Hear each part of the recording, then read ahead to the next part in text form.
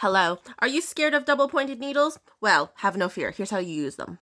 Double-pointed needles, or DPNs for short, have a point on both ends of the needle, and they allow you to knit in a circle in a continuous spiral rather than switching back and forth like normal needles do.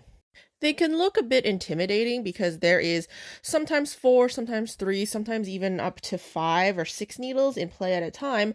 But the thing is, you're actually only using 2 needles. So right here is my yarn. I've just finished knitting this row, and I'm going to knit my next row. And I'm going to take my new knitting needle that has been freed. And I am going to just use this needle and ignore the other 2 because they are not important right now. And I'm just going to knit my row.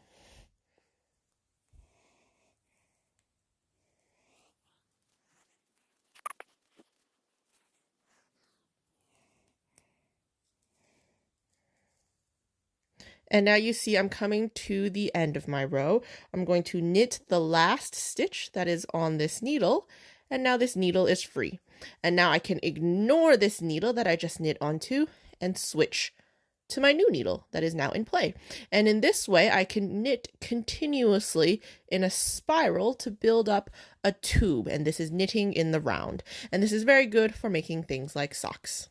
The reason my needles have a point on both ends is normally, you see this needle, I was knitting with this end of the needle, but once I come all the way around, I'm going to need to knit with this end of the needle. And that is why DPNs have points on both ends so that we can knit from either end.